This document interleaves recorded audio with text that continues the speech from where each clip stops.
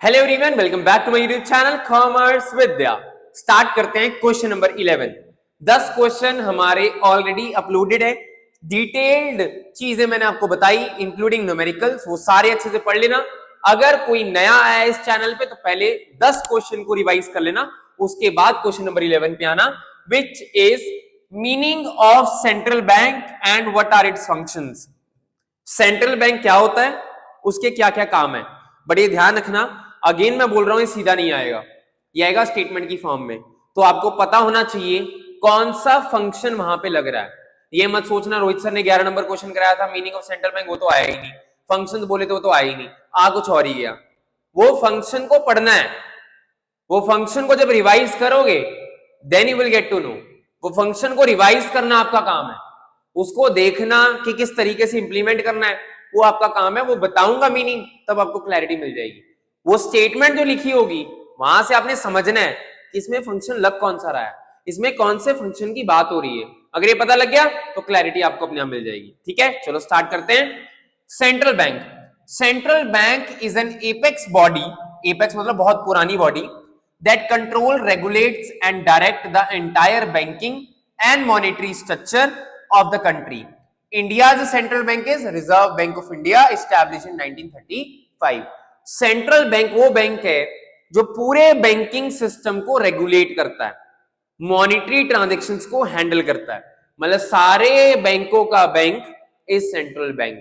India में RBI है, वो चाहे सरकारी बैंक हो चाहे प्राइवेट बैंक हो, हर बैंक को आरबीआई की बात माननी पड़ती है। RBI is father of all banks, जिसमें हर एक चीज आपको बताई जाएगी कि ये आपको ऐसे करना है, इतना लोन देना है, इतना ये करना है, इतना ये करना है। Each and everything will be disclosed. सारी चीजें आरबीआई डिस्क्लोज करके देगी, किसको? अपने मेंबर्स को। ये चीज का ध्यान रखना। क्लियर हो गया? आगे बात करते हैं। सबसे पहले आ गया फंक्शन ऑफ सेंट्रल बैंक। ये फंक्शंस ध्यान रखना, आपको सारे नहीं आने। पता चले पॉइंटों का रट्टा मारी जा रहा है, पहला इश्यू नोट। आपको सारे फंक्शन नहीं आने, कोई एक या दो आने हैं। तो सारे फंक्शनों को रट्टा नहीं मारना, इनके पॉइंट याद कर रहे हैं, इनके अंदर का कंटेंट याद करो। मेरी बात ध्यान से समझ लो, पॉइंट्स को क्रैम मत करो कि पहला पॉइंट ये था, दूसरा ये था ना। पॉइंट आपको बता दिया जाएगा, एक्सप्लेन आपको करना ध्यान से। क्लियर? सबसे पहले बात करते हैं bank of issuing note. Central bank का सबसे इंपॉर्टेंट काम है करेंसी को प्रिंट करना। करेंसी को प्रिंट करना किसका काम है? सेंट्रल बैंक का। सबसे फोरमोस्ट काम जो कोई और नहीं कर सकता। इंडिया में अगर आपको नोट प्रिंट करने हैं तो सिर्फ आरबीआई की मोनोपोली है और किसी की मोनोपोली नहीं है। RBI has the monopoly right to print the currency of India, ध्यान रखना। और कॉइन्स मिनिस्ट्री ऑफ फाइनेंस करते हैं, बट नोट प्रिंट कौन करता है? आरबीआई। इसके अलावा इंडिया में किसी और के पास नहीं है। दे हैव सोल अथॉरिटी, सिर्फ इनके पास ही अथॉरिटी है और किसी के पास नहीं है। तो ये सबसे इंपॉर्टेंट काम है आरबीआई का। हम ये काम कर रहे हैं आरबीआई के। पहला काम है नोट को प्रिंट करना, जो किसी और नहीं कर सकता, सिर्फ यही प्रिंट कर सकते हैं। इनको सारी चीजें बताई गई होती है, कितनी मनी सप्लाई है, कितना करना है, कैसे करना है। They manage eight their own level और उसके अकॉर्डिंग प्रिंट करते हैं। सेकेंड आ गया बैंकर टू द गवर्नमेंट। हमारे सरकार का, देखो सरकार के पास कितना पैसा आता है, टैक्स से पैसा आता है, non tax. Government budget chapter में पढ़ेंगे, टैक्स रिसीट, नॉन टैक्स, बहुत पैसा आता है सरकार के पास। कौन मैनेज करता है? आरबीआई। देखो बैंकर के लिए, ये गवर्नमेंट के लिए बैंकर का काम भी करता है, एजेंट का काम भी करता है, एडवाइजर का काम भी करता है। बैंकर का काम कैसे करता है? मैनेज करता है अकाउंट्स। किसके अकाउंट्स मैनेज करता है? किसके अकाउंट्स मैनेज करेगा? ऑब्वियसली गवर्नमेंट के सारे अकाउंट मैनेज कौन करेगा? आरबीआई। एजेंट, अगर सिक्योरिटीज, कोई भी सिक्योरिटी सेल या परचेज करनी है, कौन करता है? आरबीआई। किसके बिहाफ पे? गवर्नमेंट। सरकार ने 500 करोड़ के शेयर्स खरीदने हैं, कौन का देखेगा? आरबीआई। बेचने हैं, कौन देखेगा? आरबीआई। एडवाइस, हमें पॉलिसीज फ्रेम करने में भी हेल्प करता है।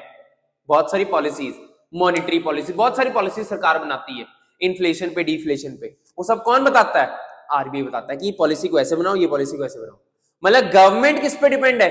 आरबीआई पे। सरकार का बैंक कौन है? आरबीआई। ये तीन काम करता है आरबीआई सरकार के लिए। ये ध्यान रखना है, मोस्ट इंपॉर्टेंट, बहुत बार आता है पेपर में।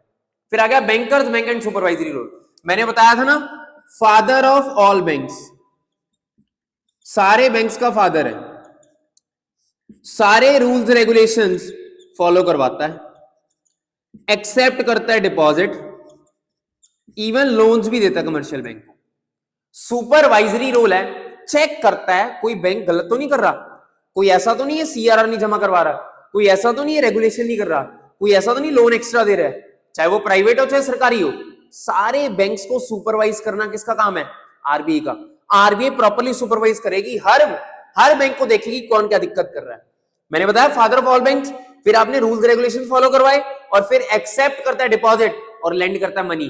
किसका काम है ये हमारे आरबीआई का ही काम है। फिर आगे lender of the last resort, ये हमारे last lender of the last resort. एक बार इसको स्क्रीनशॉट भी ले सकते हो आप लोग। Lender of the last resort, इसका क्या काम है? जब कहीं से भी आपको लोन नहीं मिलता, बिल्कुल आखिरी सांस बच गई बैंक की, बिल्कुल आखिरी, तो किससे लोन लेगा? आरबीआई से। मतलब हेल्प लेगा आरबीआई से कौन? कमर्शियल बैंक, चाहे प्राइवेट हो चाहे सरकारी हो। अगर उनको लग गया हमें कोई हेल्प नहीं कर रहा, मान लो एचडीएफसी डूबने वाला है, पीएनबी है, यूको, बहुत सारे बैंक हैं, अभी बहुत सारे जो बैंक हैं, अब ये किससे हेल्प मांगेंगे? मैं एचडीएफसी सबसे हेल्प मांगूंगा, किसी ने हेल्प नहीं करी, तो एंड में कौन हेल्प करेगा? आरबीआई। तो ये लास्ट रिजॉर्ट का लेंडर है, बिल्कुल लास्ट में, जब कोई हेल्प नहीं करेगा, आपको हेल्प कहां से मिलेगी? आरबीआई से मिलेगी। फिर आ गया custodian of foreign exchange. Custodian of foreign exchange का मतलब है सारी चीजें, जितना डॉलर, जितना रिंगिट, जितना युआन, येन, दिरम, दिनार, जितनी फॉरेन करेंसी है, किसके पास पड़ी है? आरबीआई के पास पड़ी है। आरबीआई के पास फॉरेक्स रिजर्व पड़ा होता है, बट आरबीआई को इसका काम क्या है? आरबीआई क्यों रखती है अपने पास? आरबीआई ने करनी होती है मैनेज्ड फ्लोटिंग। आगे चैप्टर आएगा हमारा फॉरेक्स, उसमें बताऊंगा। ये करने के लिए सरकार सारा रिजर्व अपने पास रखती है। अभी भी एट प्रेजेंट हमारी कंट्री के पास 25,000 से 30,000 करोड़ की फॉरेन करेंसी पड़ी है। यस, 25,000 करोड़ की फॉरेन करेंसी पड़ी है अभी भी हमारी कंट्री के पास। किसके पास पड़ी है? आरबीआई के पास। मैं हूं, मेरे को मेरे भाई ने डॉलर भेजे, या वो यहां आया डॉलर लेके आया, मैंने जाके पैसे में कन्वर्ट कर लिए। डॉलर दिए दुकानदार को, दुकानदार ने दिए बैंक को, मान लो एसबीआई को, एसबीआई हेड ब्रांच आरबीआई। ये सीक्वेंस है, ऐसे आरबीआई के पास डॉलर पहुंच जाता है। मेरे घर पे पड़े हो तो मैं कुछ कर नहीं सकता, अदरवाइज का सीक्वेंस यही है। आप वेस्टर्न यूनियन वाले को दोगे, बैंक को दोगे, बैंक का हेड ब्रांच में देगा, हेड ब्रांच आरबीआई को दे देगा। सारी फॉरेन करेंसी किसके पास पहुंच जाएगी? आरबीआई के पास। और वो मैनेज फ्लोटिंग में इसको काम मिलेगी जब उन्होंने सिक्योरिटीज का रेट बढ़ाना कम करना होता है, डॉलर का रेट बढ़ाना कम करना। ठीक है, आगे clearing house, most important function. Clearing house में चेक की जो क्लियरिंग होती है वो कौन करता है? वो आरबीआई ही करता है।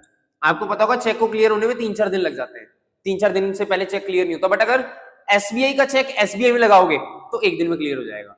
रीजन बीइंग सेम, अगर वो है आपका बैंक है तो आरबीआई की इंटरवेंशन है ही नहीं। बट अगर एचडीएफसी का चेक है लगा है पीएनबी पे, तो पहले आरबीआई के पास जाएगा वो चेक, और इनकी आपस में सेटलमेंट नहीं होती, आरबीआई के साथ ही सेटलमेंट हो जाती है। That is called clearing house. ये आपस में एक दूसरे को पैसे नहीं देते, आरबीआई से सेटलमेंट कर लेते हैं, क्योंकि आरबीआई के पैसे हर बैंक ने देने होते हैं, है ना? ठीक है, मान लो 10,000 का चेक है एचडीएफसी का पीएनबी पे, इसका 10,000 माइनस हो जाएगा, इसका 10,000 प्लस हो जाएगा। कहां? आरबीआई के पास। आरबीआई के पास तो इनका 50-50 हजार करोड़ का ट्रांजेक्शन होगा, तो उसमें आरबीआई प्लस कर देगी 10-20 हजार, जितने चेक आते हैं। बट ये आपस में नहीं कर सकते। एचडीएफसी वाला पीएनबी को फोन करके बोल रहा है भाई ये चेक क्लियर कर देना, मैं भेज रहा हूं, ऐसा कुछ नहीं होता। सारे चेक प्रॉपर चेक नंबर के साथ आरबीआई जाते हैं, वहां से क्लियर होते हैं, पीएनबी के कस्टमर के पास चले जाते हैं, और आरबीआई ही इसको सेटल करती है। This is called clearing house function. Last function है control of credit. Control of credit का मतलब हमारी सरकार जो आरबीआई है, इन्फ्लेशन डिफ्लेशन को कंट्रोल करती है। अगर आरबीआई 7 दिन के लिए बंद हो जाए, हमारी कंट्री का हाल ही बुरा हो जाए। हमारी कंट्री के अंदर आरबीआई ही है जो रुपी को कंट्रोल करके बैठी है, नहीं तो रुपी की वैल्यू डॉलर के कंपैरिजन में बहुत ऊपर चली जाए, महंगाई बहुत ज्यादा चली जाए। ये तो ये कुछ कुछ करते रहते हैं, कुछ कुछ मतलब repo rate, reverse repo rate, CRR, SLR, bank rate, open market operation, बहुत सारी चीजें हैं जो इससे अगला टॉपिक है हमारा जिसमें बताऊंगा। इससे वो क्रेडिट को कंट्रोल करते हैं, इन्फ्लेशन डिफ्लेशन से वो क्रेडिट को कंट्रोल करते हैं, सो दैट हमारी कंट्री के अंदर ये महंगाई बहुत ज्यादा ना हो जाए, ना ही बहुत ज्यादा मंदी का दौर आ जाए, ये नहीं होना चाहिए। क्लियर? ये हमारे फंक्शंस हैं, आप टोटली एक स्क्रीनशॉट ले सकते हो। टोटल ये सारे हमारे फंक्शंस हैं जो सेंट्रल बैंक के हैं। इनमें से कोई एक या कोई दो फंक्शन आपको पेपर में आ सकते हैं स्टेटमेंट की फॉर्म में। आपको पता होना चाहिए, अगर मीनिंग पता है, ये सारे मीनिंग क्लियर है, तो आप स्टेटमेंट को इंटरप्रेट कर सकते हो। बट अगर मीनिंग ही नहीं पता, ये सिर्फ पॉइंट याद करके चले गए, पॉइंट का क्या करोगे? 4 नंबर 3 नंबर में पॉइंट कैसे लिखोगे? तो वो नहीं करना, अच्छे से पॉइंट को क्लियर कर लेना, उसके अंदर कंटेंट आना क्या। Clear? Now we are done with question number 11. Let's move to question number 12. All right. Thank you.